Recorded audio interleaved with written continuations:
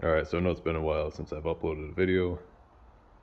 Had a lot going on. I actually got really bad food poisoning, and then been dealing with just work and all that. And I actually been trying to, well, bless you, trying to fix the problem on the EF with the um, throttle cutting out. I still can't figure it out. And VTEC isn't engaging anymore. It will for a second, then it'll kick out. And so it's all doing all that nonsense. um, So I got a VTEC solenoid coming for my buddy. I'm gonna replace that and see if that works. I actually tried making a video on this when I was doing the pressure switch and all that, and I just still couldn't find, or it still couldn't solve the issue. My Hondata isn't working. Well, the ECU is working, but my program isn't working. I got an old laptop and it's kind of junk, so it kind of just it won't update. It has an update, and then every time I download it, it starts downloading, and it fails to download. So I don't know. It's just been a whole slew of nonsense. But anyways, I got an update for this. Getting rid of the Toyota.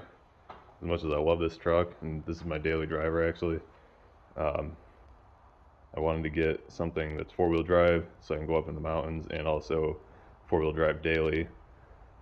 And so I'm going to be trading this in and getting a four-wheel drive vehicle. Hint, I'm using my taillights on the new one still. So I put the Ricer ones back on this that came with it. And I think that's about all I did to this thing for upgrades besides, you know, the marker lights and stuff. But and I would take my wagon, use that for my daily and four-wheel drive and stuff, but it's still broken. It still has that weird overheating problem. I'm not exactly sure if it's a head gasket or not, but I gotta do more diagnostic stuff on that. But essentially, I just need a vehicle that I can daily drive, go up to the mountains as well. So, and also I acquired a dog during the past month. Leah, come here. Someone dumped her off at my work. They found her on the interstate, and I kind of just fostered her for the time being, trying to find the owner, and no one claimed her, so she's my dog now. But still got more company. She's a good girl. Yeah, I forgot to mention, she didn't have a collar, she didn't have a chip. Tried to bring her in to see if she got a chip in her or all that, but when she came in, she was wet, like she was walking in the creek or whatever, from her belly down, and that was about it. She's really well behaved, already potty trained, so best free dog I could ask for. So, Leah, here.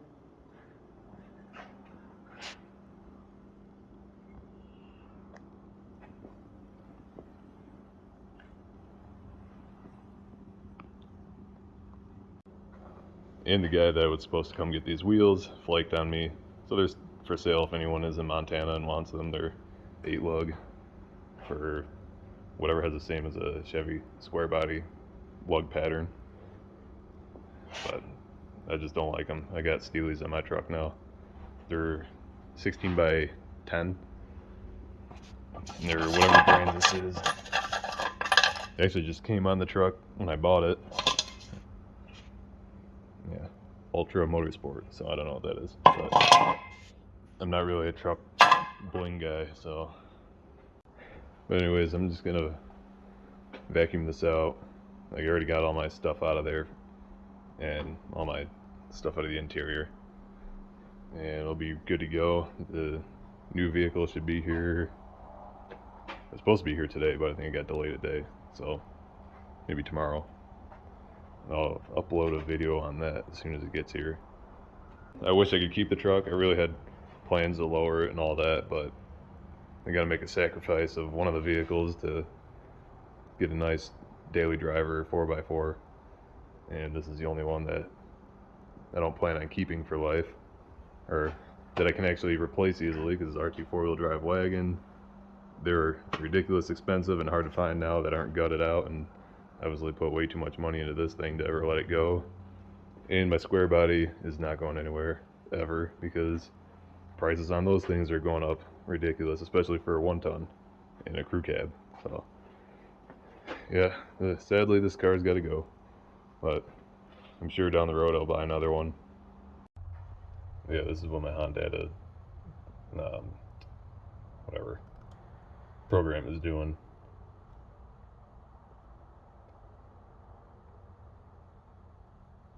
And anytime I hit download on any of these,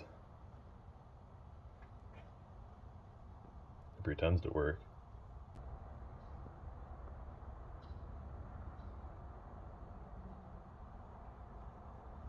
And then nothing happens.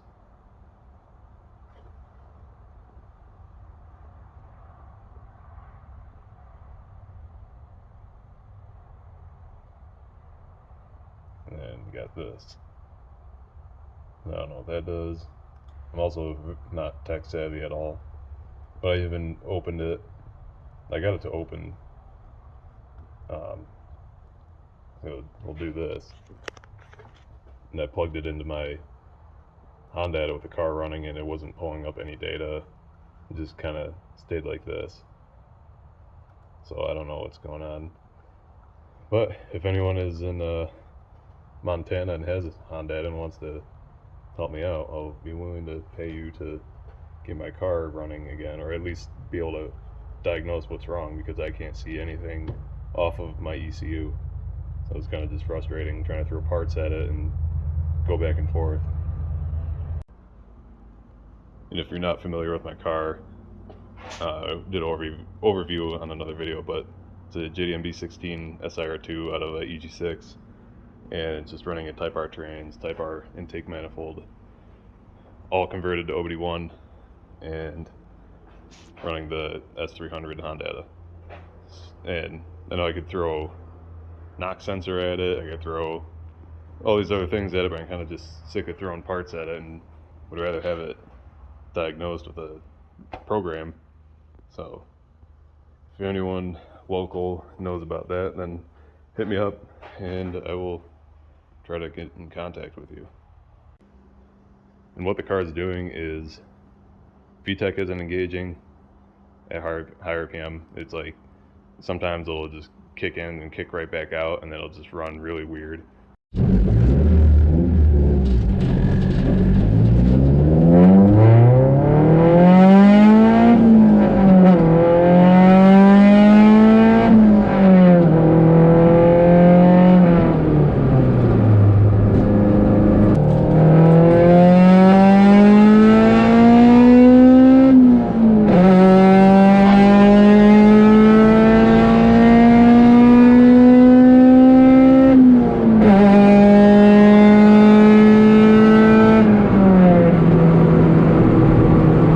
Obviously, because it's high RPM with VTEC not engaged.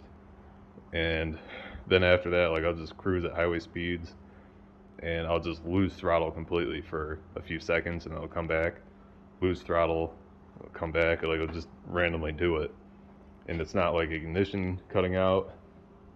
And my throttle position sensor is new. It's actually a good brand. I can't remember what it is, but I also had a OEM one on there before that I replaced it with, because the one that came on it from HMO was a junk Chinese one, and I was having issues with that a while ago. But so that shouldn't be the issue. All my wiring's good up to there, and yeah, like I said, it's not an ignition issue because it's not like cutting or misfiring at all. It's just, it legit just loses throttle completely with my foot on the pedal still, and then just comes right back after a few seconds. Any ideas, let me know. I'm sick of throwing parts at it and not being able to use my Honda to see what the car is doing or data log anything. Otherwise, I'd easily be able to find out, or at least get the problem down to something smaller or isolate it. And this is all just random too, because the car has been running fine the past year for the most part.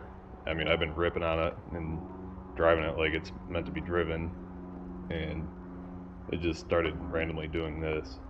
So I'm not sure. I mean, it could be another sensor issue. Like I said, I've had so many issues with sensors on this motor from HMO, and I fixed one and then something else is wrong, and just like a chain reaction with this thing. I just really want to get it running right again, especially because I planned on going to car meets this year.